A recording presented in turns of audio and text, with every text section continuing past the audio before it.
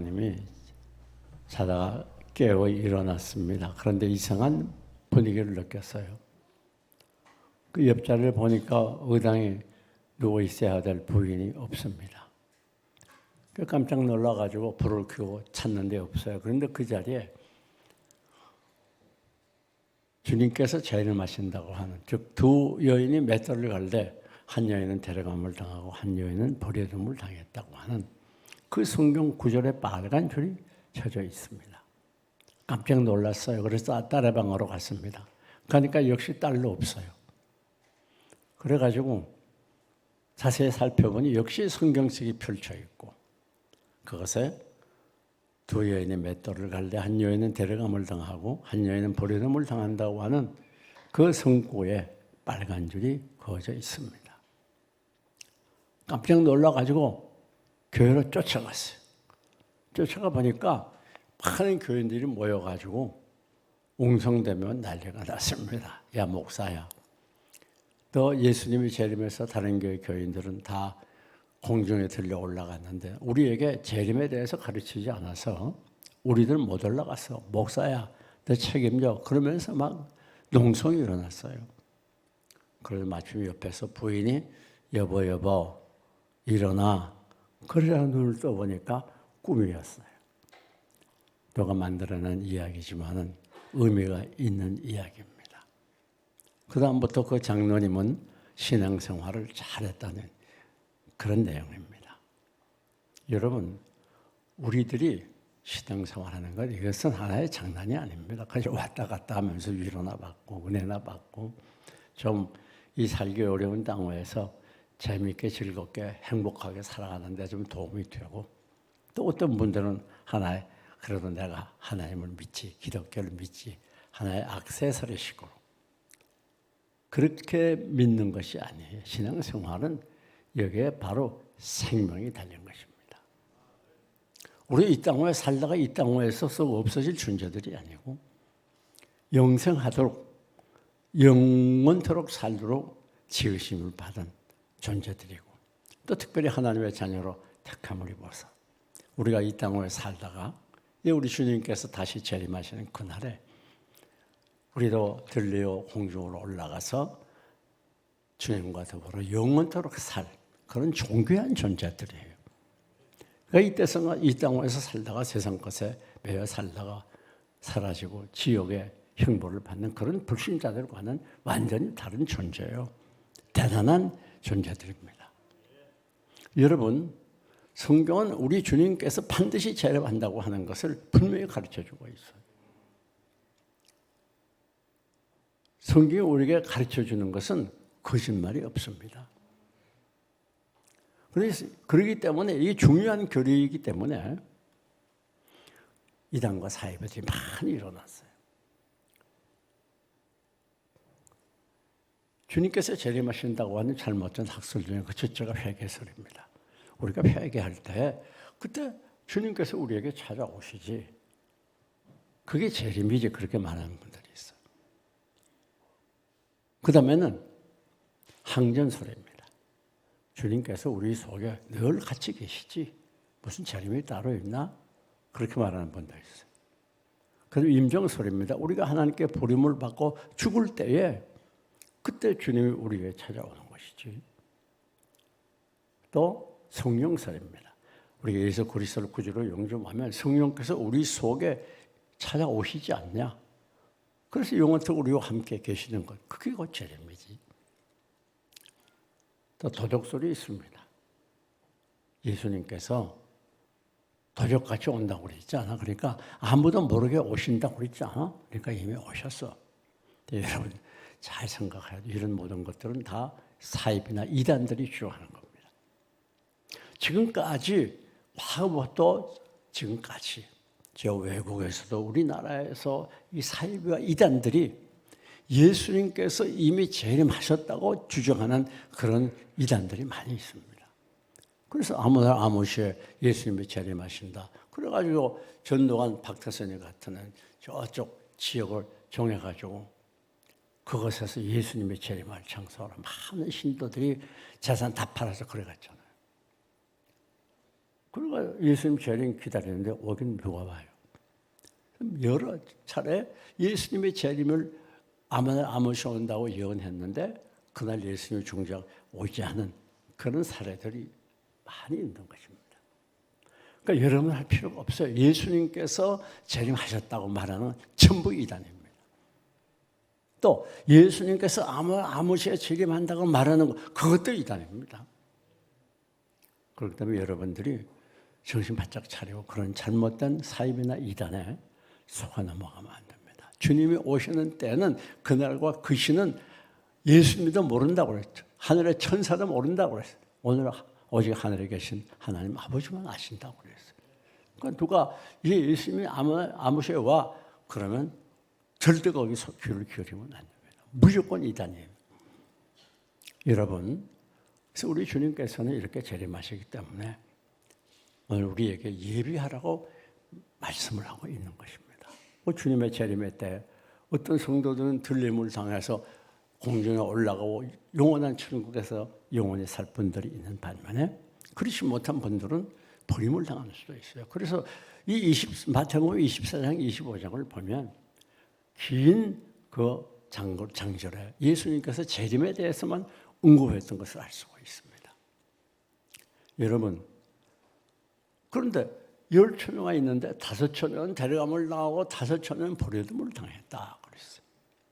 두 여인이 맷돌을 가는데 한 여인은 데려감을 당하고 한 여인은 버려둠을 당했다. 두 남자가 밭에서 일하는데 한 남자는 데려감을 당하고 한 여자는 버려둠을 당했다. 한 남자는 버려둠을 당했다. 이게 무슨 말씀인가 하면 오늘 우리가 신앙생활 한다고 해서 교회 나온다고 그래서 다 데려감을 당하는 게 아니라고 하는 것을 가르치는 거예요. 제가 여러분에게 늘 신앙생활을 위해서 하나님께 가까이 하고 믿음에 굳게 서고 기도하고 말씀 연구하라고 늘 강조하는 이유는 뭐 다른 교회까지 제가 책임지지 못하죠. 그러나 우리 교회 나오면 여러분들만은 주님 재림할 때 한 번도 빠짐없이 모두 들림을 당하고 영원한 천국에서 영원토록 살도록 하기 위해서 제가 몸부림을 치는 거 아닙니까? 여러분, 그러면 이 예수님께서 왜 이 땅에 다시 재림하셔야 되는가? 그 이유 세 가지입니다. 첫째는 성경 예언의 성취입니다. 여러분, 성경에는 예수님께서 재림하신다는 말씀을 1513번이나 했어요. 엄청나게 많잖아요. 예수님이 초림한다고 예언은 400여 번입니다. 그런데 예수님께서 반드시 오셨잖아요. 그럼 1513번이나 재림하신다고 약속한 이 말씀 반드시 이루어져요. 천지는 변해도 변치 않습니다. 여러분이 예수님이 재림한다는 걸 하나의 무슨 만화 정도로, 그 재미있는 이야기 정도로 뭐 그럴 수 있겠나? 그렇게 생각하면 안 돼요. 반드시 예수님께서 다시 오셔요. 뿐만 아닙니다. 인류를 심판하기 위해서 그래요. 이 땅 외에 많은 인류들이 살아가면서 얼마나 더러운 죄를 많이 범하고 있습니까? 여러분이 보고 느끼고 하는 것처럼 죄악이 갈수록 성해지고 극해지지 않습니까? 그리고 우리 하나님은 그대로 보고 내버려 두지 않아요. 반드시 심판합니다. 그게 재림의 목적이에요. 그러니까 악인은 악인대로 범죄하는 것에 대해서 하나님이 보상하고 심판해요. 그런데 의인 하나님을 믿는 여러분들은 심판하지 않습니다. 보상을 하는데 상으로 보상하고 영원한 천국으로 인도해 주는 거예요. 여러분, 우리 요즘도 그렇지 않습니까? 지금 옛날과 달리 얼마나 과학이 발달했어요. 참 유익도 많이 주지만 어떤 면은 구속도 많이 느끼잖아요. 한 데마다 감시 카메라에 막 이래라 저래라. 요즘은 기계의 명령을 얼마나 잘 듣는지 몰라. 안 들었다간 딱지가 날라오거든.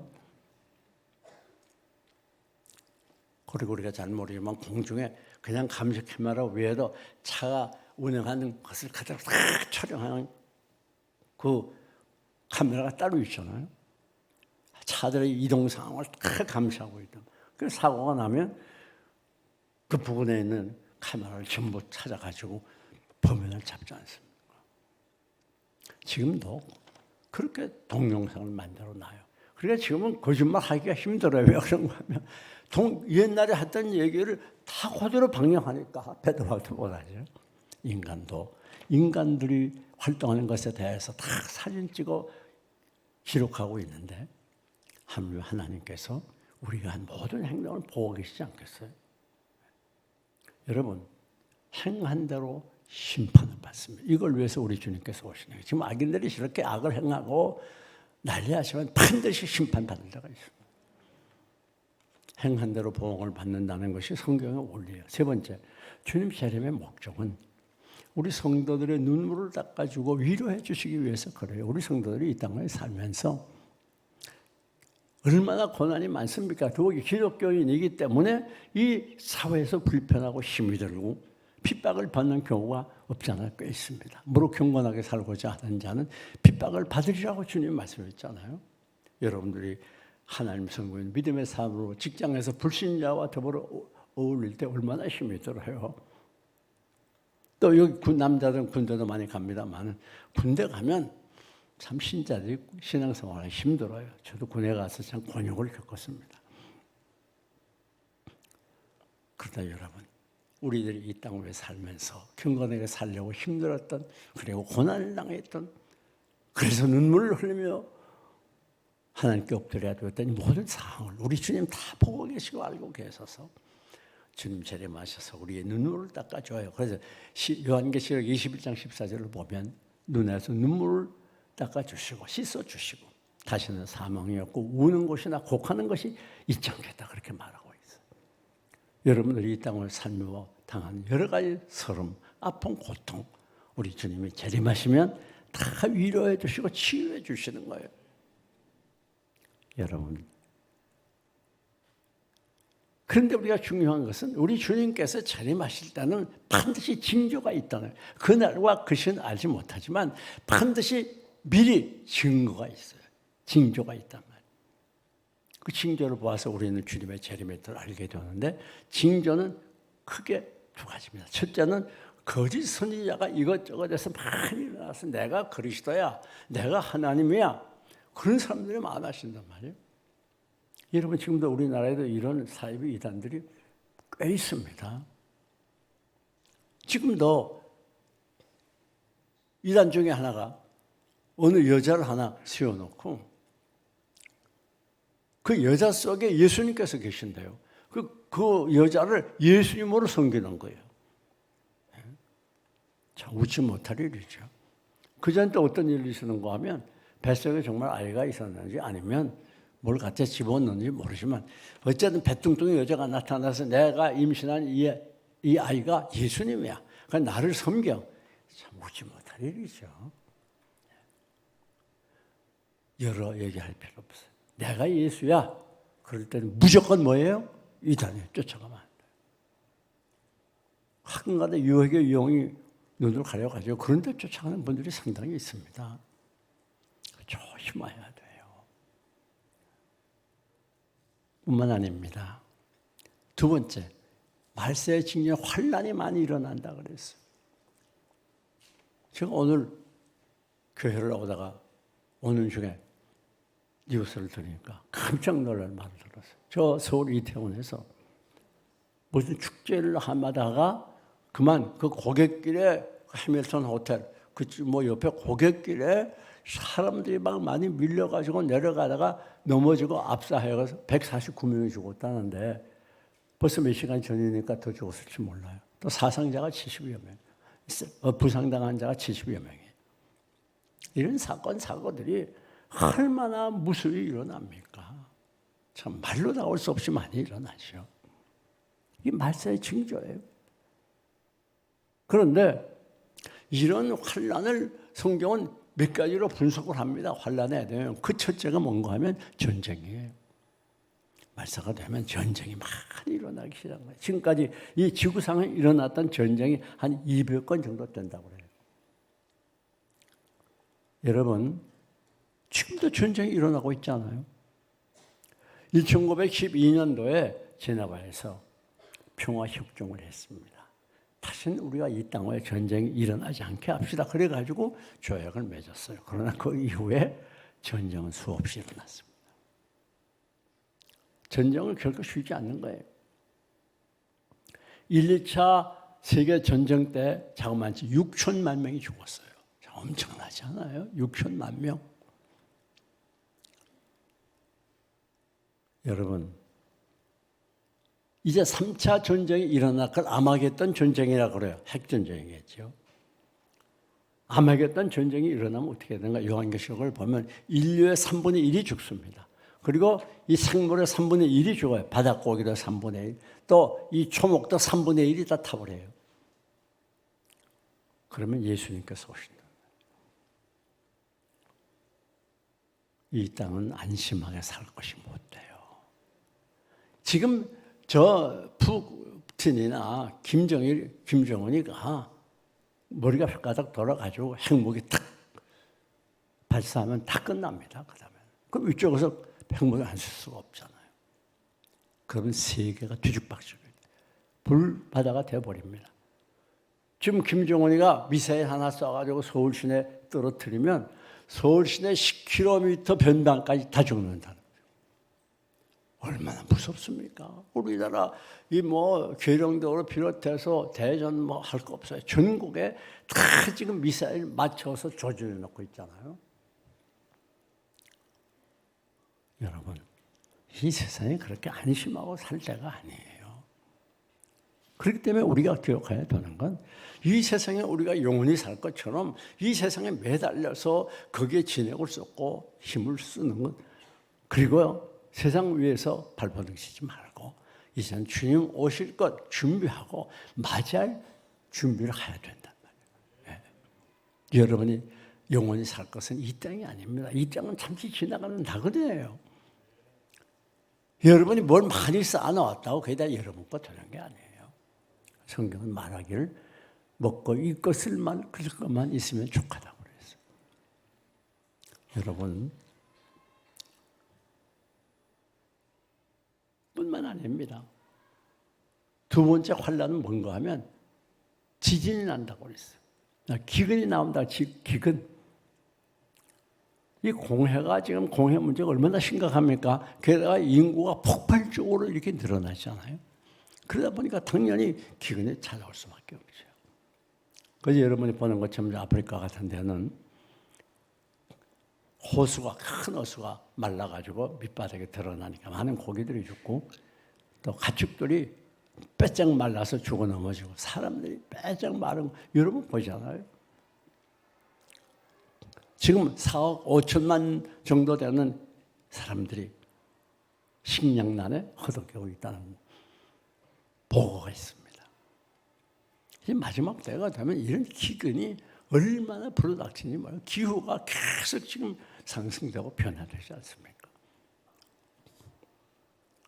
우리가 기후 변화를 많이 느끼잖아요. 뿐만 아니라 지진입니다. 지진. 여러분, 지진은 얼마나 무서운지 몰라요. 이런 모든 것들 인간의 힘으로 해결할 수 없는 것들, 인간의 과학 무기로 안 되는 거예요. 이번에 우리 코로나 봤잖아요. 난 코로나가 그렇게 무서운 줄 몰랐어요. 막 세계가 들썩들썩하고 지금까지 그 피해를 입고 있잖아요. 하나님은 한번 손대면 끝입니다. 인간이 아무리 큰 소리 쳐도 하나님이 손대면 끝이에요. 1976년도에 중국에서 일어난 지진으로 인해서 2만 7천 명이 죽었어요. 멕시코에서 일어난 지진으로. 그리고 중국에서 일어난 지진으로 150만 사는 도시에 인구 80만이 죽었어요. 지진이 얼마나 무서운지 모릅니다. 인정사정이 없어요. 특별히 바닷속에서 터지는 지진, 이 해일이 터지면 더욱이 감당 못해요. 그저께인가요?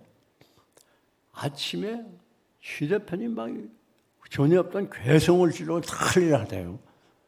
나 그런 소리를 들어 이게 무슨 소리인가 하고 살펴보니 휴대폰에서 나는 소리예요. 아니 제가 전자시계를 가지고 그 전자시계에서 막 휴대폰에서 난리가 났어. 막 가만 보니까 아니 중국 괴산에서 4.5 강도 정도의 지진이 났다는 거예요. 우리 경주에서도 지진이 났죠.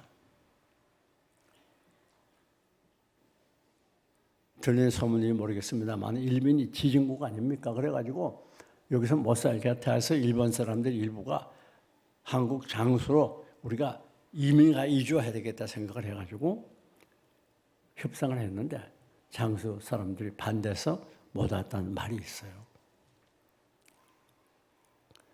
지금 LA 같은 로스앤젤레스나 뉴욕, 동경 같은 것은 앞으로 이제 바닷속에 잠겨서 없어진다는 거예요.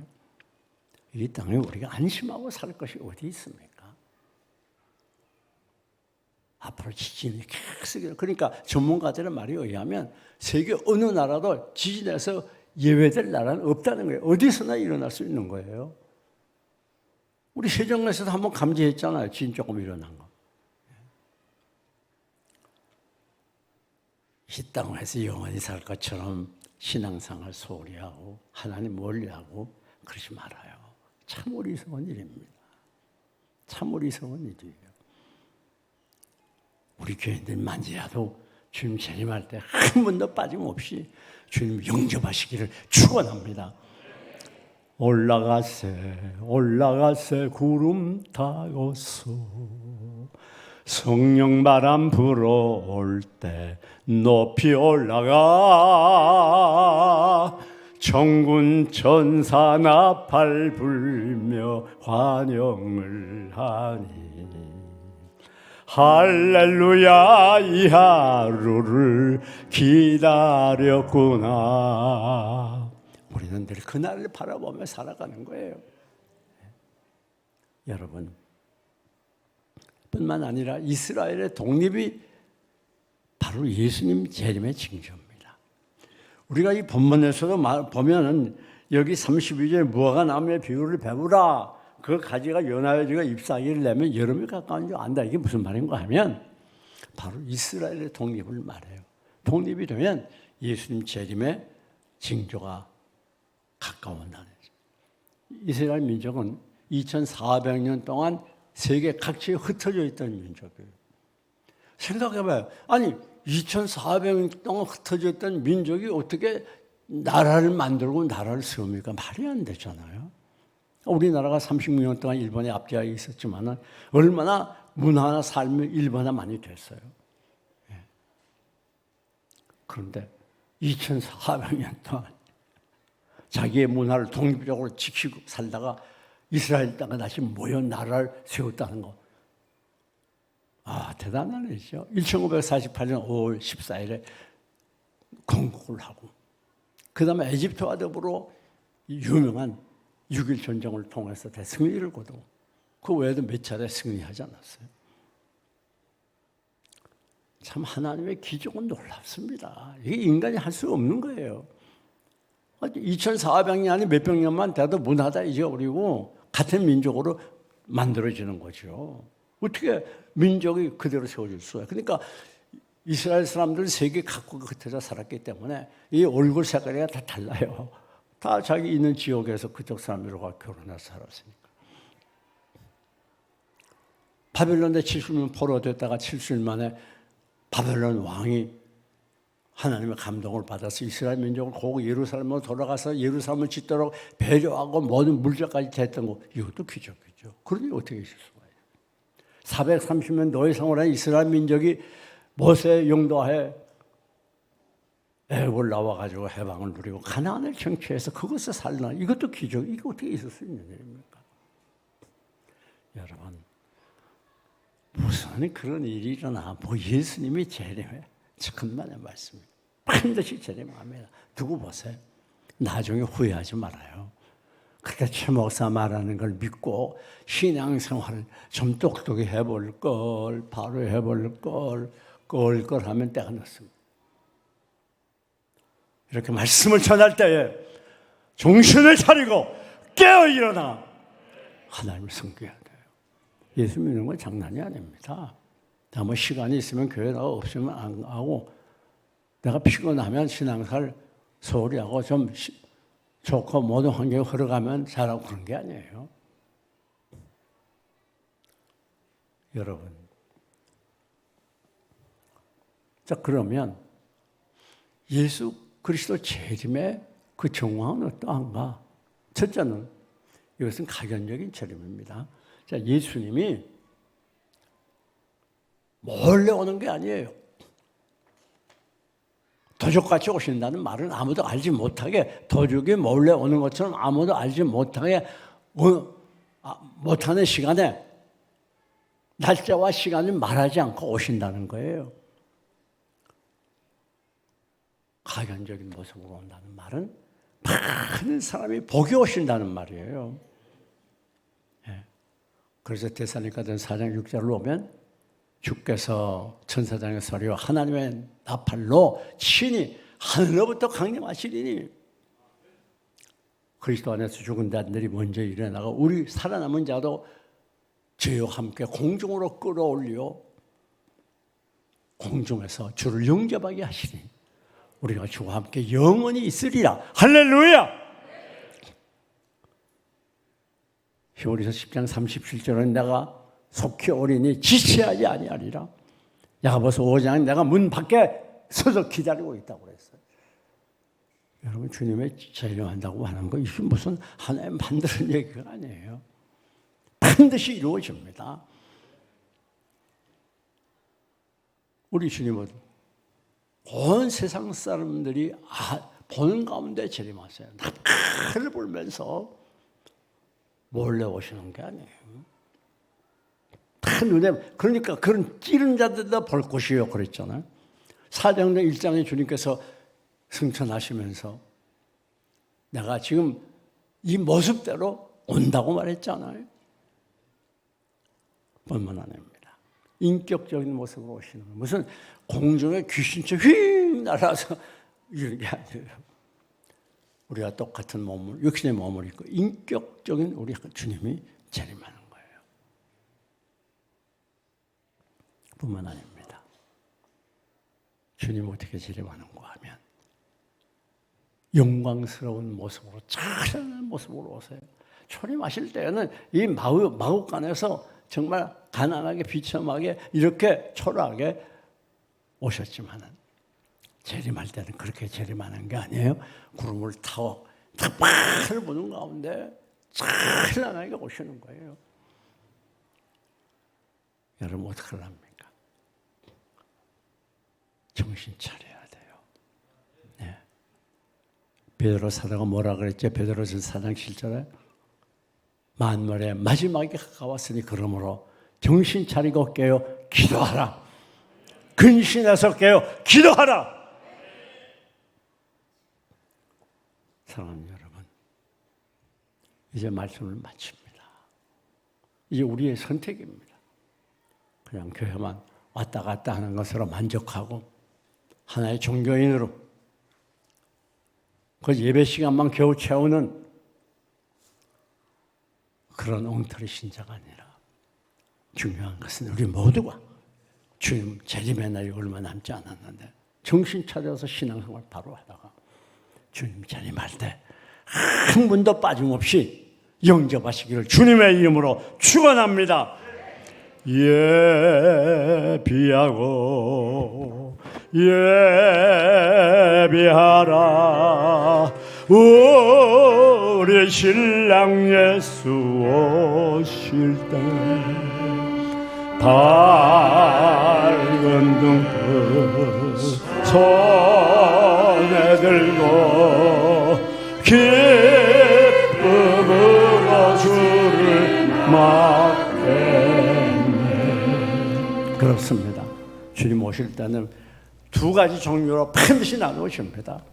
등불을 바로 켜고 신앙생활 바로 했던 분들, 믿음의 등불, 은혜의 등불 바로 켜고 신앙생활 했던 분들은 주님이 영접하고 형식적으로 왔다 갔다 하는 분들은 버림을 당합니다. 나중에 이 아픈 현실이 내게 임하지 않도록 우리 모두 정신 차려서 주님 재림을 예비하시기를 바랍니다.